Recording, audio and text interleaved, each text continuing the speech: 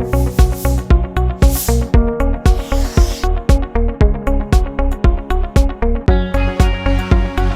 os procedimentos, os tratamentos, as medicações que são contemplados pelos planos de saúde no Brasil são atualizados graças a uma lei de 1998, a Lei 9.656.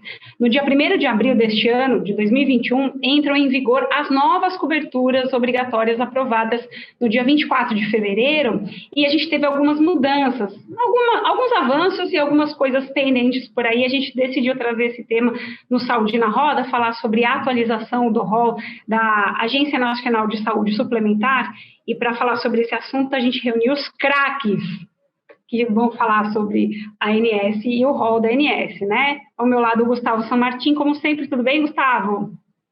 Tudo já, Camila, agradecer a presença aí do Paulo, do Thiago, figurinha carimbada. Acho que é importante, apesar de um recorte minoritário, né, quem tem cobertura hoje por planos de saúde, não representa a maioria, em torno de 25% da população, mas para essa população a gente precisa entender qual que é o nível de cobertura, se é satisfatório, se não é, e em especial considerando aí avanços tecnológicos, desenvolvimento de novas terapias, e tem bastante coisa para a gente conversar. Tem sim, e o Thiago Matos também está sempre conosco aqui no Saúde na Roda, dando essa assistência jurídica e de saúde. Tudo bem, Thiago? Seja bem-vindo. Tudo ótimo, Cá. Prazer estar aqui com vocês, meus amigos. E o Paulo Benevento, que é especialista em Direito da Saúde, também está acompanhando de pertinho as atualizações da ANS. São atualizações que ocorrem agora, mas a gente também vai falar sobre uma audiência em relação a esses procedimentos. É um assunto tão complexo que eu nem sei por onde eu começo, para falar bem a verdade. Tudo bem, Paulo? Seja bem-vindo aqui ao Saúde na Roda. Tudo bem, Camila? Obrigado pelo convite, viu? Gustavo, Thiago, prazer aqui conversar com vocês. A qualidade da interlocução aqui é grande hoje. Eu vou fazer a roda girar, então vamos começar pelo Gustavo aqui para a gente dar uma introdução para os nossos espectadores. Esse rol da ANS, ele é atualizado, ou seja, procedimentos alguns são excluídos, outros são incorporados, medicamentos novos chegando a cada 2 anos. Então, Gustavo, vamos fazer uma introdução para quem está chegando agora no Saúde da Roda e não sabe que existe essa atualização. Para que ela serve, o que ocorre quando tem uma alteração no rol da ANS? Você pode explicar para a gente brevemente como que funciona esse sistema? Posso, e quero ouvir também complemento do Paulo e do Thiago, tá?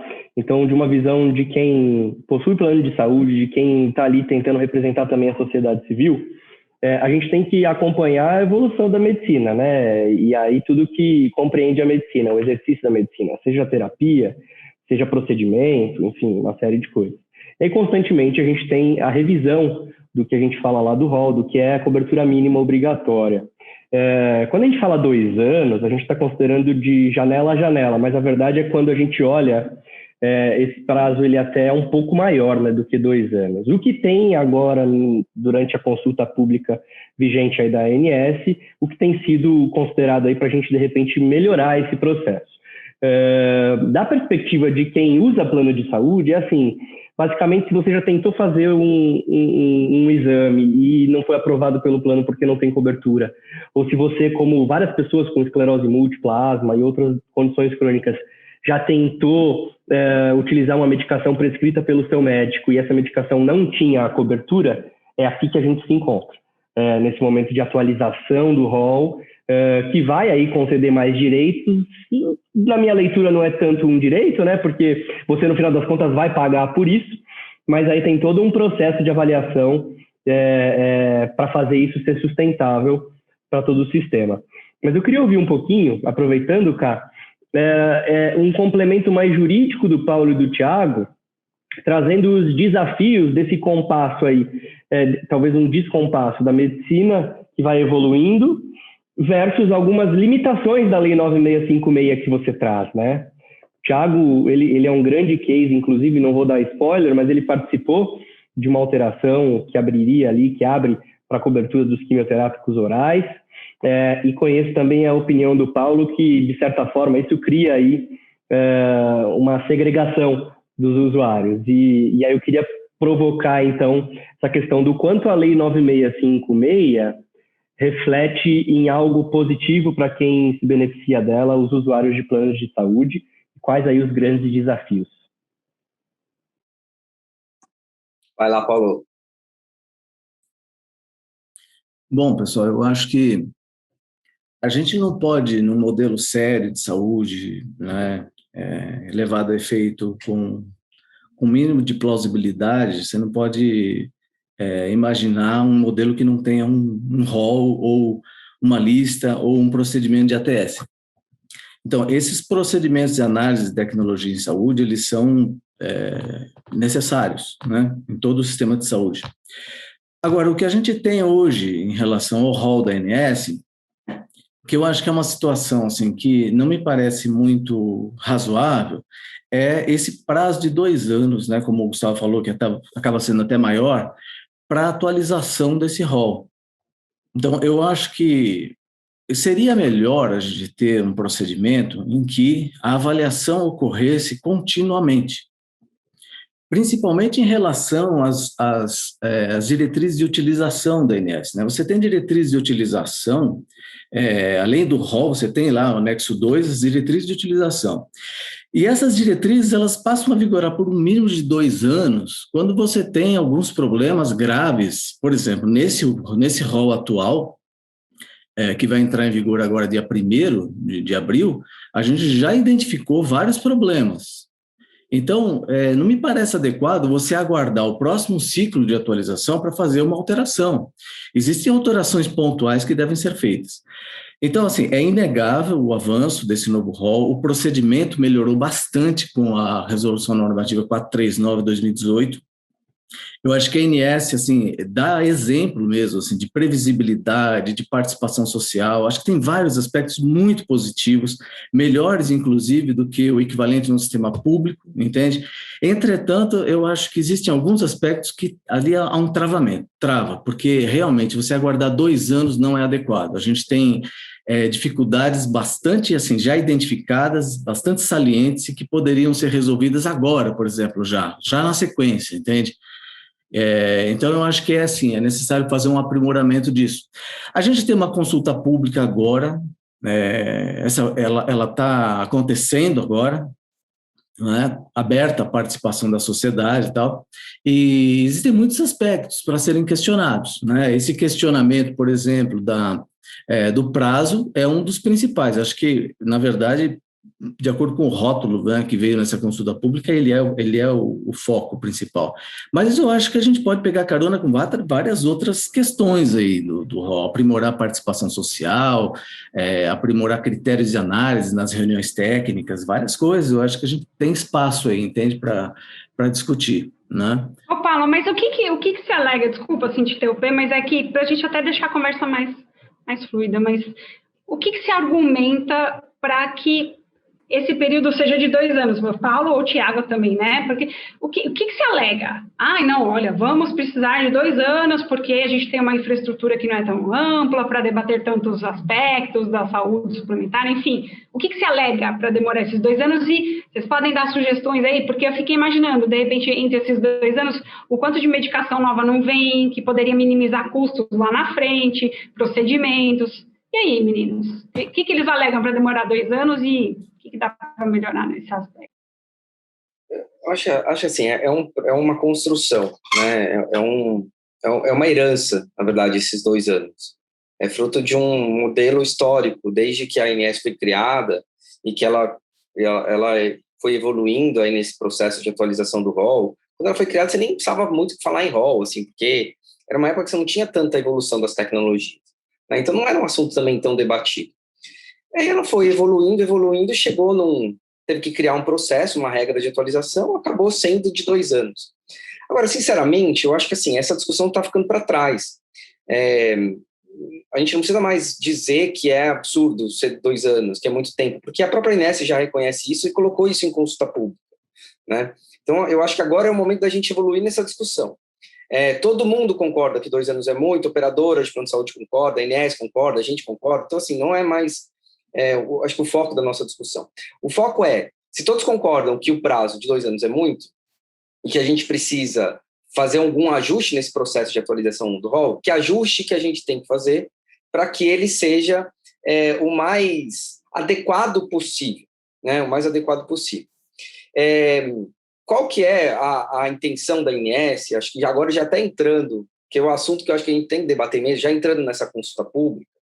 Essa consulta pública, basicamente, por meio dessa consulta pública, a ANS basicamente falou assim, olha, está aqui o que a gente acha que dá para fazer, está aqui escrito, né, uma minuta de resolução normativa, está aqui escrito o que a gente acha que tem que ser, como é que a gente acha que dá para fazer. E a gente está no processo de construção e a gente quer ouvir agora a sociedade para saber se ela tem alguma opinião para melhorar esta nossa proposta inicial. É isso que é a consulta pública, né?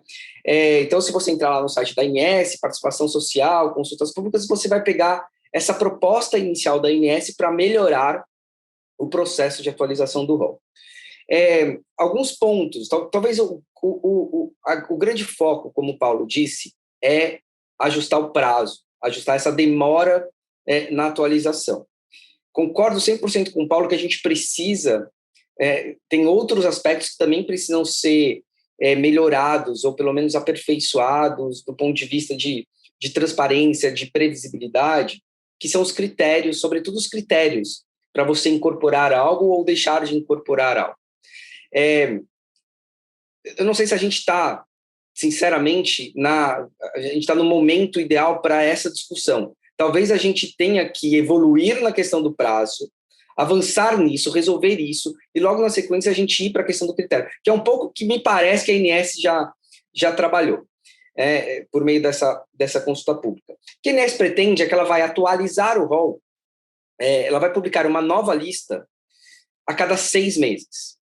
Se não me engano, aqui em julho e janeiro, né, que consta lá na proposta inicial. Junho e janeiro. Junho e janeiro, ela vai publicar uma nova lista. Isso significa, né, primeira impressão pode parecer, então quer dizer que o processo vai demorar 6 meses? Não significa isso. Significa que ela vai publicar uma nova lista a cada 6 meses. Mas não significa que, a partir do momento que você submeter, que vai demorar 6 meses. Pode demorar, de acordo com a ANS, é uma coisa, até um ponto que eu acho que precisa melhorar, porque não tem o fundamento da previsibilidade, que é algo que deve nortear as condutas da ANS. Ela fala que pode demorar de 6 a 18 meses, 10 a 18 meses, enfim, fica uma coisa um pouco imprevisível. E o mercado, o setor precisa de previsibilidade. Precisa de previsibilidade. Se demorar 18 meses, já não serve para muito, assim. Né? Vamos só comparar que o SUS demora o processo para começar e terminar 180 dias.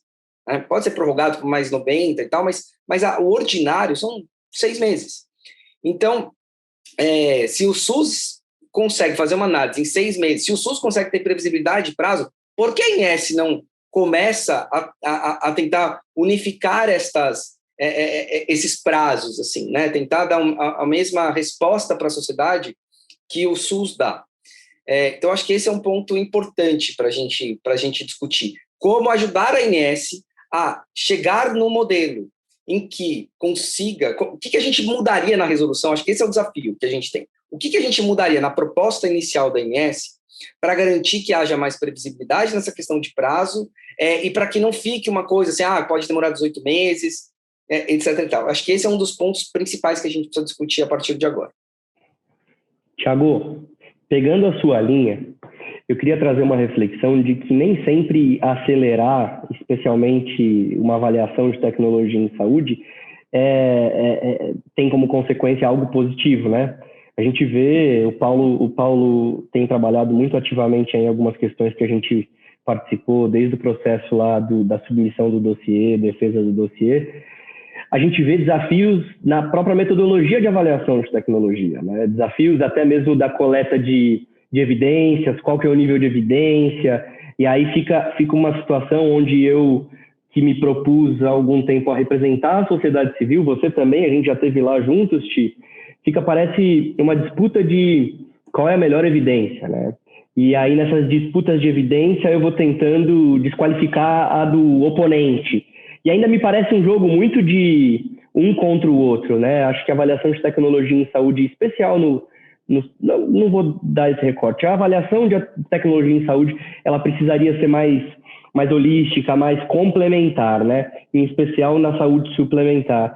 Então, eu me preocupo se a gente vai acelerar qual a qualidade que a gente vai ter das avaliações, né? E aí eu não consigo deixar de lembrar daquilo que na Rebrates, em 2019, você e eu participamos, enfim, como entrevistados, do que seria um modelo bacana de uma agência única de avaliação em tecnologia em saúde. Porque eu concordo com você, acho que falar dos 2 anos já foi o tempo, a própria ANS já considera isso, mas a gente tem que falar daquilo que talvez nem esteja sendo contemplado agora. Qual que é a metodologia, quais os critérios de avaliação e como a participação social, a representação inclusive da sociedade civil, pode ser melhor aproveitada, né, para que a gente tenha um resultado positivo para o usuário, que é quem vai pagar a conta no final das contas.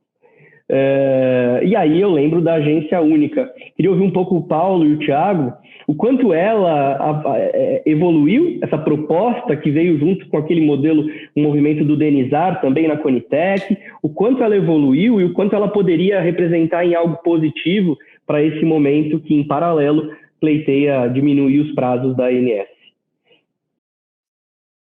Thiago, pode seguir, acho que está mais na linha do que você estava comentando antes. Então, vamos lá.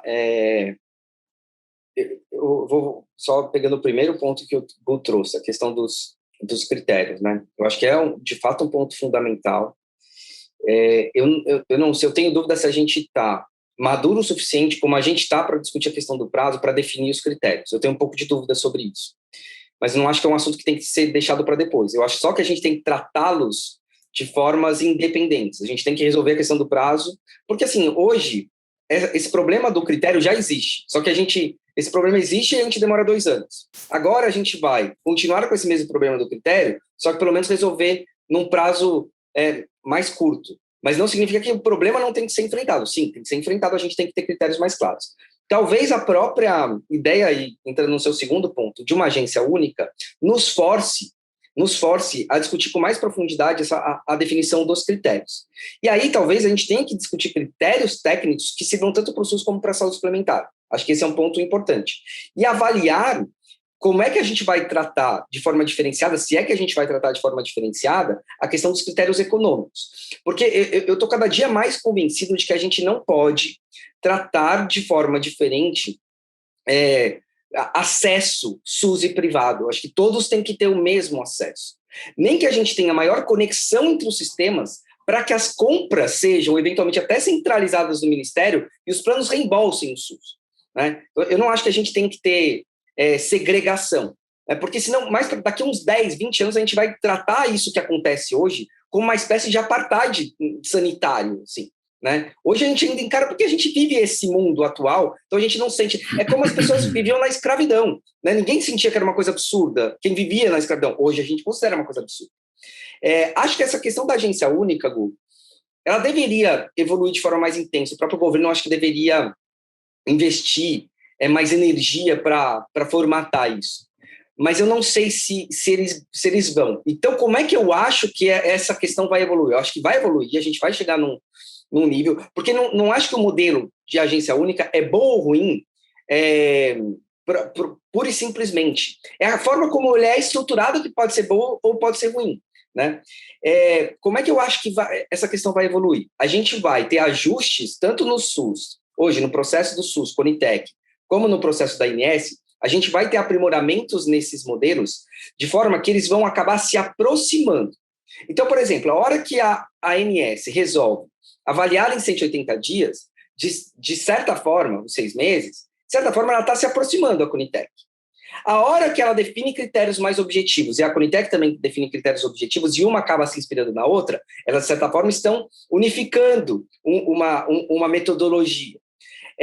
A partir do momento que você começa a usar os NATs, os Núcleos de Avaliação de Tecnologia da Conitec, para a saúde suplementar, de certa forma, você está também aproximando. Então, eu acho que os modelos vão se aprimorar a ponto deles ficarem cada vez mais próximos, em que você simplesmente vai colocar um vestido dentro daquilo e a agência está criada. Né? Porque o que é agência? A gente não quer agência porque a gente quer uma pessoa jurídica nova. A gente quer um modelo unificado de incorporação, é isso que a gente quer. Né? Então, eu acredito, por mais que seria mais interessante, acho que seria mais interessante você já ter uma mudança global, eu acho que pelo andar da carruagem, pelo que a gente acompanha do avanço das políticas públicas aqui no Brasil, os ajustes vão acontecer de formas assim, pontuais, e vai chegar no momento em que a gente praticamente vai estar com a agência constituída e só vai faltar criar uma lei assim, para organizar a natureza jurídica desse modelo. É o tipo de ajuste que, gente, leva tempo, né, eu acho, porque você vê, essa lei é de 1998, né? Olha quantos anos, a gente está falando de 23 anos de existência do rol, né? Então, e agora que está se aprimorando, então leva tempo. Como as mudanças comportamentais de uma sociedade, elas levam séculos, mas a gente espera que isso não ocorra, porque, né, Paulo, mudanças na área da saúde que são longevas, na minha visão, são inadmissíveis, mas assim, é tempo de vida que se perde, vidas se perdem no meio do caminho, pessoas deixam de receber tratamento, perdem pessoas no meio desse caminho e oportunidades de tratamento. Quer dizer, tem tanta coisa envolvida. Eu sei que quem está assistindo aqui deve estar achando assim, nossa, mas que técnico isso que eles estão falando. Tal. Gente, é tão importante a gente debater essas questões agora, né? Como o Thiago falou, tudo bem, os 2 anos já tem um consenso, todo mundo já sabe que é como se a gente, o óbvio, né, a gente tem que explicar o óbvio, mas o óbvio não existe. Se ele existisse, a gente não ia ter que explicar um beabá, que 2 mais 2 são 4. Não vou ficar viajando muito nisso, tá? Mas só para dizer que é importantíssimo a gente falar sobre isso, né, Paulo? E de todas essas mudanças, o quanto tempo a gente demora para promover essas mudanças. Então, Saúde na Roda também tem esse objetivo de lançar sugestões, né? A gente tem trazido contribuições riquíssimas para todos os processos que envolvem a saúde. Então, eu acho que é legal também, em algum momento aqui desse programa, não sei se o Paulo vai querer aproveitar a deixa do Thiago, mas falar que nós também entramos com recursos administrativos nessa última atualização, né, do rol da ANS, para que melhorias fossem feitas ou para que erros sejam reparados. Então, desculpa, falei demais, Paulo, mas eu vou passar a bola para você. A gente está jogando vôlei, né? Então, ó, toquei a bola para você e vai daí, meu caro. Bom, tentando complementar um pouco o que o Thiago falou, eu acho que a gente criar uma compatibilidade entre esses 2 sistemas, né, de avaliação da ANS e da Conitec, o sistema público e privado, exige assim um olhar muito específico para algumas coisas que são próprias do sistema privado e que são um entrave grande. Por exemplo, dá um exemplo aqui. A gente tem hoje no rol, principalmente nesse novo rol, ele trouxe essa situação, em que você tem um escalonamento das tecnologias. Então, você tem, por exemplo, uma determinada patologia, você tem lá uma primeira linha, segunda linha, terceira linha, quarta linha de tratamento. O que é normal, está dentro de critérios científicos, é assim mesmo que funciona, tudo bem. Entretanto, a gente tem situações em que, por exemplo, segunda linha ou terceira linha, você tem medicamentos de uso oral, medicamentos domiciliares, entende? Que passam a condicionar a utilização de uma tecnologia posterior que está incorporada. E aí você tem um entrave, um problema grande, porque a Lei dos Planos de Saúde, no artigo 10, inciso 6, ela veda essa cobertura, né? Ela proscreve essa cobertura de medicamentos para uso domiciliar, a não ser quimioterápicos orais. Então, você veja, por exemplo, pessoas que, por exemplo, esclerose múltipla, né, existe lá uma previsão de um biológico extremamente importante para o tratamento, que é o natalizumab, e você tem critérios que são, assim, bem estranhos, que isso cria uma fragmentação impressionante, assim, na saúde suplementar, né, porque você imagina, a pessoa, para ela ter acesso ao natalizumab, ela antes precisa ter acesso a um medicamento que não é incorporado pela saúde suplementar, que é o fingolimod, por exemplo. Então, e outros. Para falar a verdade, hoje em esclerose múltipla, você tem 3 medicamentos orais. 3 medicamentos já em segunda linha, e o fingolimod em terceira linha. Então, quer dizer, o paciente tem que sair do sistema privado e ir para o sistema público, ou então ele vai assumir o custo dessa linha precedente de tratamento. Que seria assim, Posso só tirar uma dúvida com você sobre isso especificamente, só para não perder a ideia aqui rapidinho? A gente escreveu uma reportagem, né, para o portal da MCDD sobre isso, o Paulo, gente, deu uma verdadeira aula para mim nessa entrevista. Obrigada por isso. Eu vou colocar aqui na descrição do vídeo para você ler a matéria completa lá, tá, no site da MCDD. Mas por que eles não aceitam? Por que os medicamentos orais não são contemplados? Por quê? Existe um argumento para isso? Eu, como jornalista, sou cheia dos porquês, né? Então, por que não se pode incorporar medicamentos orais? E a gente tem essa resposta ou não? Precisaria de entrar com uma lei de acesso à informação para cobrar deles o porquê deles não incorporarem esses medicamentos orais? Tem como dar uma explicação breve sobre isso? Desculpa te cortar, mas acho que valeu.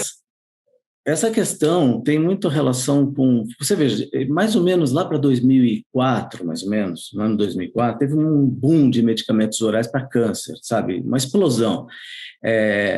Foram aqueles medicamentos que começaram a surgir para tratamento de câncer nessa época, que nem o sistema público não cobria. São medicamentos, em geral, que têm um custo elevado, né? E, de uma certa forma, para o plano de saúde... às vezes, se não houver um critério razoável, um critério bem feito, né, para fazer a escolha e aplicação dessas tecnologias, você pode comprometer o equilíbrio atuarial desses contratos. Então, a lei dos planos de saúde trouxe essa previsão, essa vedação expressa de quimioterápico de medicamentos orais, entende? Não existe exatamente não existe uma explicação técnica para isso, entende? Existe assim... É um embate de forças, a lei dos planos de saúde foi um embate de forças na sociedade muito grande, né, havido lá na década de 90, uma discussão muito grande, e nesse momento foi um dos mecanismos de regulação, foi esse. Olha, medicamento oral não vai ser coberto. E depois houve um processo de aperfeiçoamento disso, e aí, novamente, a gente vem naquela questão de embate de forças, né, na sociedade, que foi a exceção criada para os quimioterápicos orais. Vai dizer assim, existe um motivo técnico para que haja uma exceção a quimioterápicos orais e não, por exemplo, medicamento para esclerose múltipla oral? Não existe, a meu ver, assim, não existe um motivo técnico que possa justificar, entende? Mas é algo que existe.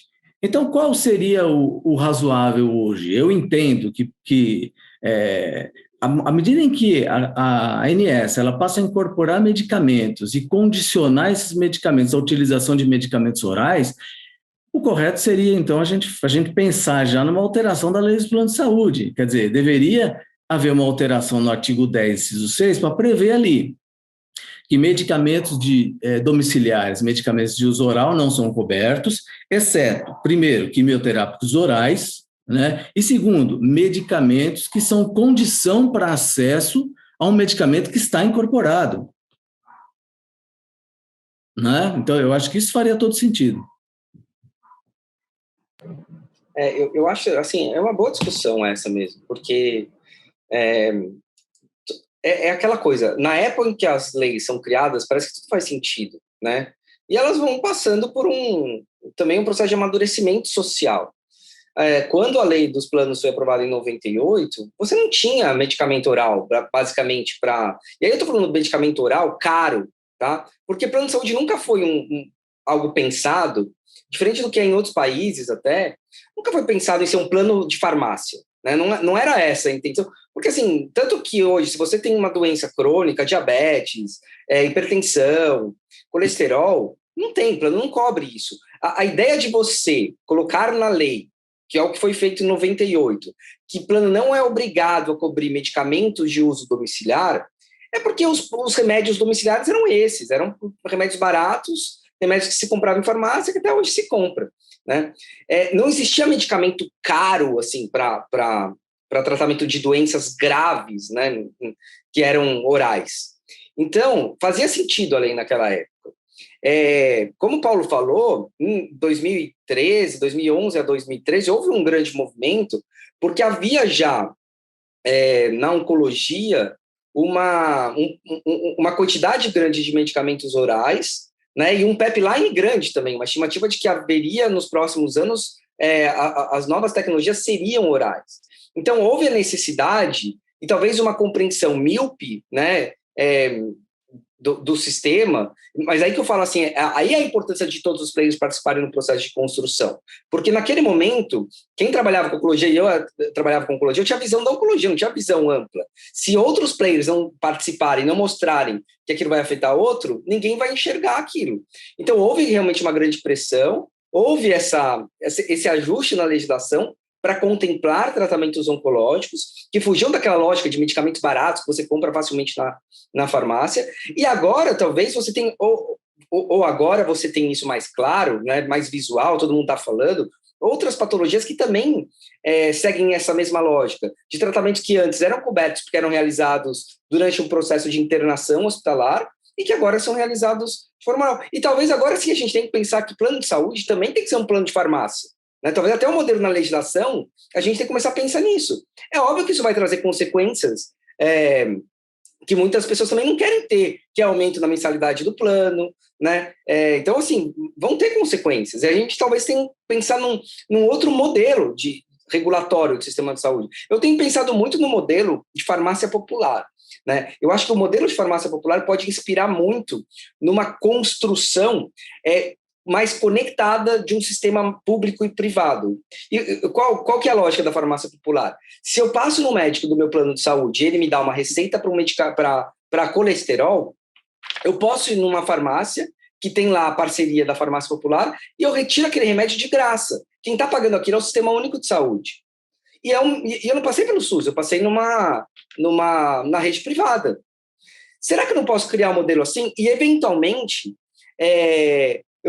aquilo vai ser subsidiado a um valor muito menor, mas será que, eventualmente, o próprio plano de saúde não pode reembolsar o SUS? Porque o SUS, de repente, vai comprar aquilo, vai fazer parcerias por causa do volume que é muito maior. Será que o próprio plano de saúde não pode reembolsar o SUS com um custo muito menor do que o que negociaria com uma operadora de plano de saúde, que hoje é um dos problemas, que a operadora negocia com um laboratório, que hoje é um dos grandes problemas para você incorporar a tecnologia e você definir critério econômico, porque cada operadora vai negociar e vai ter um preço diferente. Você não tem como avaliar qual vai ser o impacto global de uma incorporação no mercado da saúde suplementar, porque uma operadora com milhões de vidas vai pagar uma quantidade, vai comprar uma quantidade muito maior e vai pagar um preço muito menor. Uma operadora com uma quantidade, sei lá, de poucas mil vidas, vai pagar uma quantidade muito maior. Então, assim, essa conexão poderia ser muito ganha-ganha, né? De você, de repente, ter uma única fonte pagadora, uma incorporação que vai servir para todos os sistemas, mas que, eventualmente, essa fonte pagadora vai receber reembolso de fontes pagadoras secundárias. Né? Não sei se tá muito claro na minha cabeça, mas é difícil de explicar isso assim, né? Mas enfim, acho que deu para dar uma noção geral aí do que eu quis dizer sobre esse assunto. Mas assim, parece que tudo tem a ver com como se administra o grande sistema de saúde do Brasil, que é público e é privado também, né? Então, de que maneira fazer a administração de um sistema tão complexo? E aí a gente vê a ANS, Conitec, todos os outros órgãos da saúde pedindo participação popular, etc. Aí quando a população participa, mas tem que melhorar essas sugestões aí, isso aí não é suficiente para a gente poder fazer melhorias. Então, eu fico pensando que seria um sonho, quase uma utopia, você ter as grandes cabeças pensantes das suas áreas, né, da saúde, do direito, da administração, da economia, porque tudo, né, Thiago, é critério econômico e tal. Vamos parar para pensar como que é esse critério, etc. Então, parece que tudo é uma questão de administração, e falando em administração, o Gustavo, ele é o cara da administração, né? Então, ele manja tudo disso daí. Você concorda com isso, que é uma questão de gerenciamento, de administração?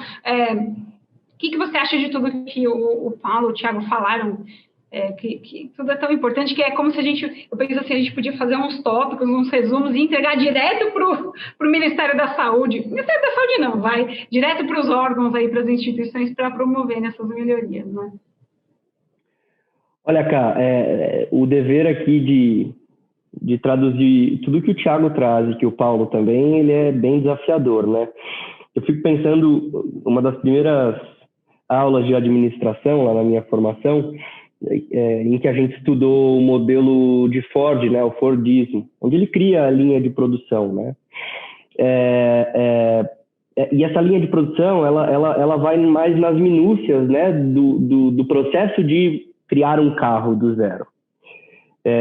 Quando eu penso em replicar um modelo de administração para um processo de avaliação de tecnologia, eu me pergunto, e a gente já falou um pouco sobre isso, se esses critérios eles estão claros nas minúcias necessárias para que o resultado final seja um carro Ford 1929, o carro da época.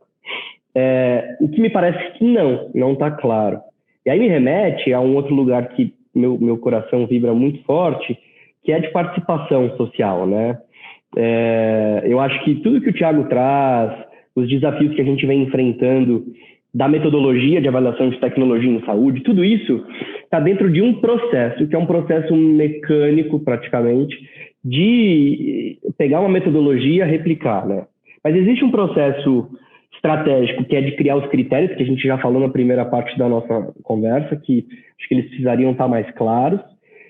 E existe um outro processo, que é de unificar tudo isso. E a participação social é quem unifica, né? E quando eu olho para o todo, a gente vê, independente se vai ser 6 meses, se vai estar aberto o tempo todo, se vai ser uma agência única, eu ainda sinto falta, além de tudo que foi dito, que eu concordo, de um momento onde a sociedade civil, em especial aquela que vai escolher pagar a conta, que é no sistema privado, ela tem mais voz, né? Então, o exemplo do recurso administrativo que a gente está fazendo via CDD, para poder discutir as DUTs em específico para a asma, para como foi incorporado lá, foram incorporados 5 imunobiológicos para a asma, elas criam um desafio jurídico onde não tem uma previsão no fluxo de avaliação de tecnologia na ANS, de que pós-consulta pública a ANS delibera e acabou.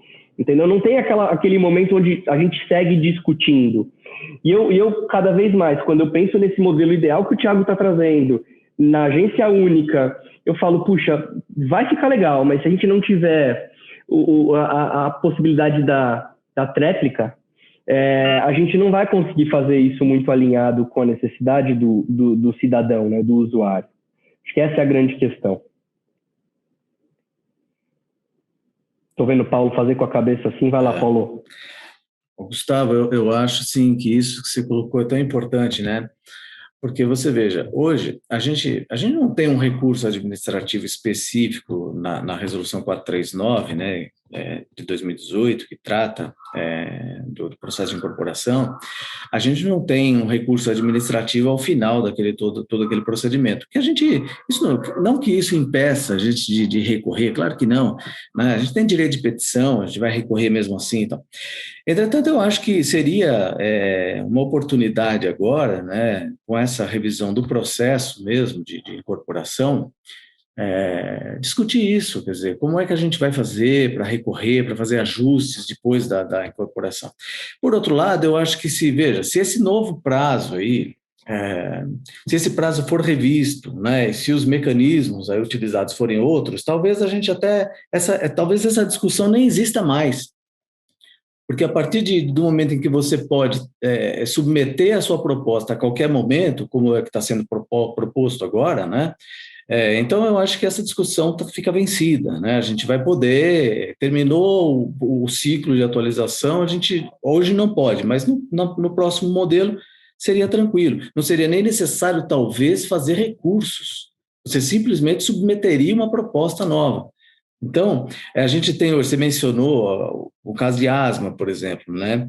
Nós tivemos a incorporação de 3 biológicos para asma e os critérios, aí a gente se baseia sempre nos técnicos, né? Então, assim, os técnicos têm dito isso, que os critérios utilizados na DUT da terapia imunobiológica subcutânea não estão conceitualmente corretos.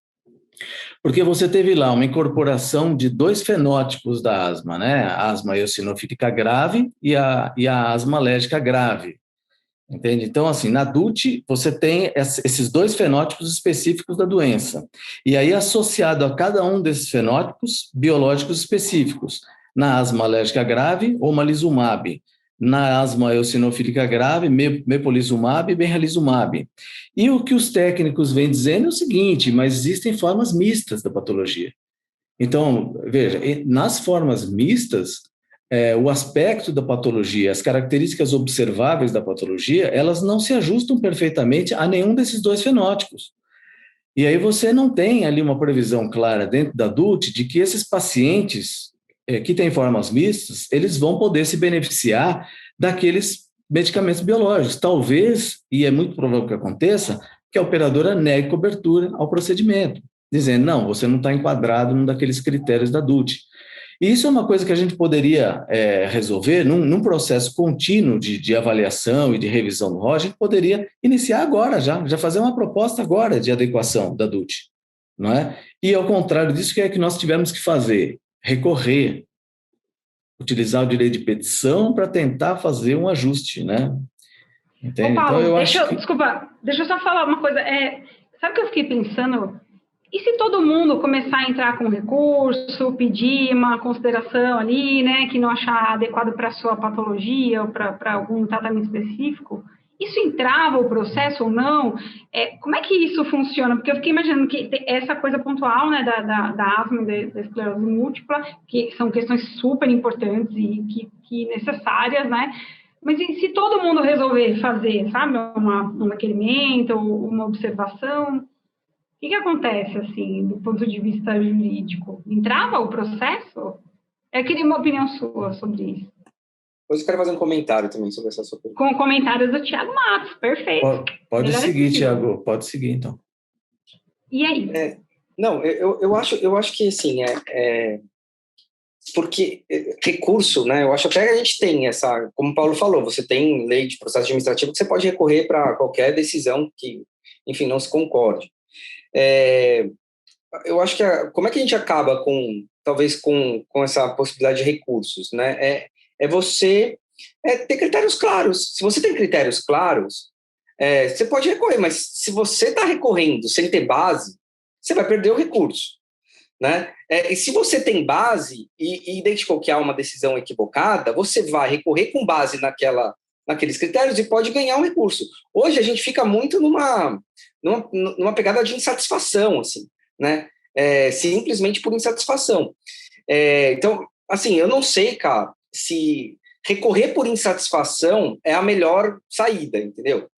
Estou dizendo que todos os casos são por insatisfação, mas simplesmente recorrer por insatisfação eu acho que não é a melhor saída. A gente tem que lutar para ter critérios mais claros, porque aí a hora que atendeu aquele critério, tem que entrar. Não atendeu o critério, não tem que entrar. Acho que o critério tem que melhorar, então eu luto para melhorar o critério, sabe? Vira uma coisa mais global. Agora, eu acho que e aí nisso, eu acho que a gente realmente precisa desenvolver esforços, assim, para a gente poder ter uma regulamentação o mais precisa, o mais confiável, né, o mais previsível possível. Tem alguns pontos, bem rapidamente, que do que está em consulta pública, eu acho que a gente precisa ter um olhar especial. Tem um artigo ali, que é o artigo 22 da proposta da ANS, que fala sobre um tempo mínimo para análise. Eu, particularmente, acho completamente incoerente você ter tempo mínimo previsto numa resolução, né? Você tem um tempo máximo, o tempo mínimo não faz nenhum sentido, na minha opinião. Tanto que fala assim, olha, o tempo mínimo que eu vou ter para analisar é 180 dias, mas se eu conseguir, eu posso analisar antes. Você não precisa colocar isso na resolução. Simplesmente não precisa colocar isso na resolução. Isso não traz previsibilidade nenhuma, só traz confusão.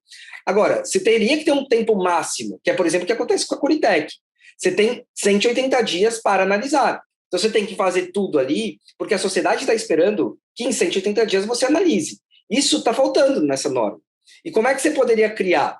Né? Eu acho que você pode até estabelecer, olha, que se uma tecnologia fosse solicitada, vamos imaginar, entre 1º de janeiro e 30 de junho, elas têm que ser analisadas até o final desse respectivo ano. Enfim, não vou entrar tanto em detalhes, mas você tem que criar, acho que, algum mecanismo que dê, assim, uma janela em que, se você apresentar até ali, até uma data base final, aquilo vai ser avaliado para que seja compatível até com a data da publicação do próximo rol. Né? Esse eu acho um ponto fundamental que a gente tem que trazer mais previsibilidade. Outro ponto que também me parece oportuno é que, no artigo 26, a ANS ela já vinha trazendo uma questão que, quando a Curitec analisasse uma tecnologia e incorporasse, ela iria analisar. Aqui eu acho que ela podia se poupar, até porque ela faz parte da Conitec, a Inés faz parte da Conitec. Se uma nova tecnologia for incorporada no SUS, eu acho que ela tinha que ser incorporada automaticamente na saúde suplementar. Automaticamente na saúde suplementar. Não acho que ela teria que ser analisada de novo, né? Eu acho que são raríssimas as possibilidades de que vai ser incorporado na saúde pública e que você não tem capacidade de incorporar na saúde suplementar. Ainda que você crie um mecanismo de conexão entre os sistemas, de reembolso para o SUS, da operadora para o SUS, né? Você evita um retrabalho aqui absolutamente desnecessário. O que não significa... Aí eu acho que ela podia criar uma regrinha adicional que quando uma nova tecnologia foi analisada pela Conitec e não foi incorporada por uma questão meramente econômica, aí sim eu acho que poderia fazer uma análise econômica na saúde suplementar, entende? Mas se ela foi analisada tecnicamente, incorporada porque era econômico no SUS, não acho que você precisaria fazer uma reanálise na saúde suplementar. E um outro aspecto importante para concluir é que a Inés ela tem o último artigo da resolução, diz lá que o rol poderá ser atualizado a qualquer tempo, segundo critérios da Inés. Eu acho que você tem que estabelecer quais são os critérios. Não adianta ficar falando critérios da Inés que ninguém sabe quais são, né? Aqui precisa ser mais claro. Eu até estava pensando aqui numa proposta de que o rol poderia ser atualizado a qualquer tempo, em caráter extraordinário, mediante uma deliberação da diretoria colegiada, sempre que sobrevierem evidências científicas demonstrando o impacto significativo da imediata utilização de determinada tecnologia no cuidado à saúde do beneficiário. Porque aí, hoje você não tem assim, com base no que eu vou pedir extraordinariamente? Com base no quê? Quando que eu sei, eu, sociedade civil, sei que é caso de eu fazer um pedido extraordinário. Agora, se eu estabeleço que, olha, sempre que surgirem novas evidências que mostram que aquilo tem um impacto significativo na vida do beneficiário, então, beleza, eu vou olhar a evidência, vou ver que, olha, que traz um evento significativo aí na vida da pessoa, ela vai poder viver mais, ela vai poder viver melhor, tem novas evidências. Então, assim, isso me ajuda a saber quando que eu posso pedir uma incorporação extraordinária, que ela poderia ser avaliada até antes, assim, quase que de imediato, assim, né? Vamos imaginar o caso da Zika, o caso do PCR, que aconteceu agora na pandemia, foi analisado em 2 semanas, a incorporação, porque mostrou que era algo absolutamente significativo. Mas a gente não precisa ter um momento de pandemia, uma circunstância desse nível, para incorporar algo assim, né? Você poderia ter, eventualmente, novas tecnologias que são registradas e que vão ter um impacto tão grande que você não precisa esperar tanto tempo para analisar. Gente, de verdade, eu acho que vocês são incansáveis nessa arte do direito em saúde, né? Porque eu confesso que eu já estaria cansada e um pouco frustrada, assim, porque são tantas coisas, né?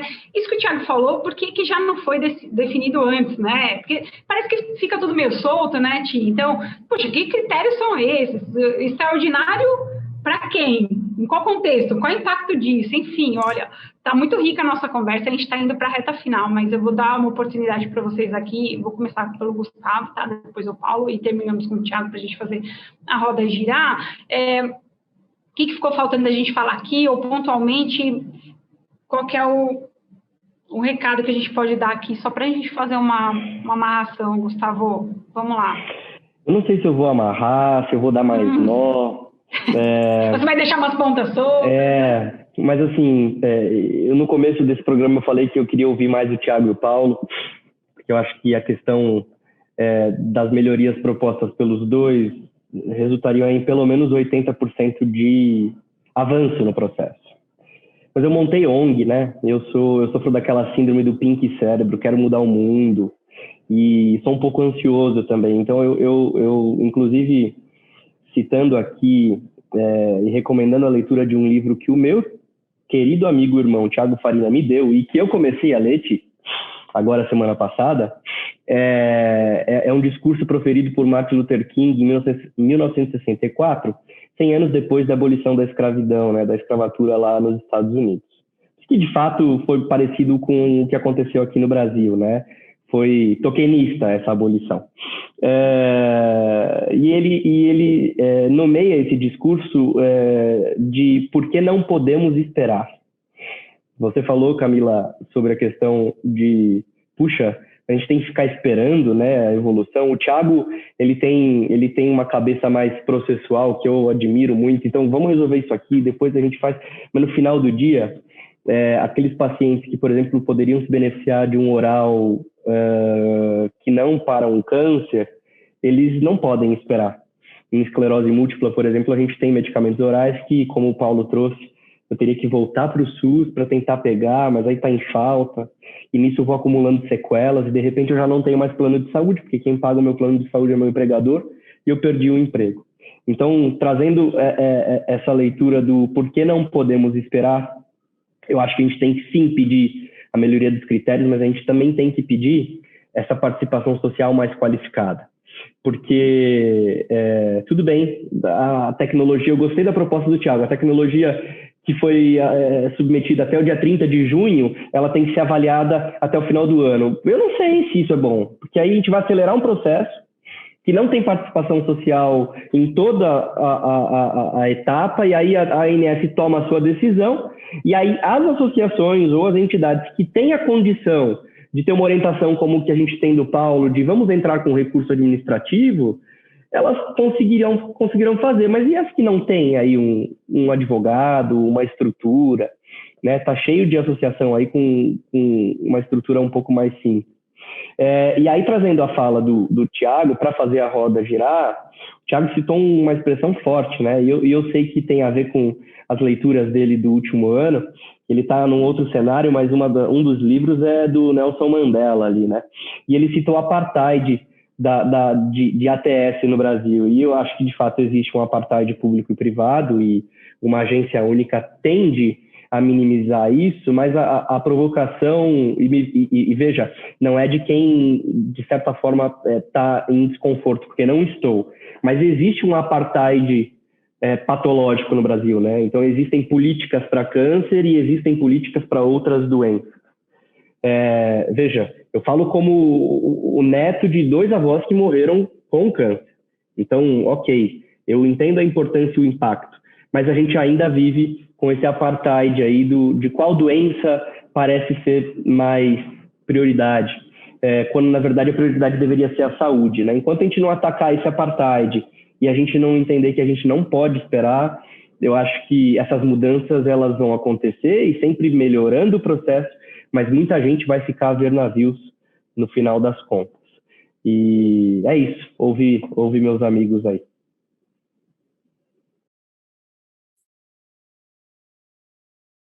Posso seguir? Então, eu acho importante isso que você colocou, né, Gustavo, que assim, a conveniência, claro, da gente sempre atuar na estrutura, como o Tiago propõe, né, mas eu acho que também, às vezes, a gente precisa intervir na realidade do jeito que ela está.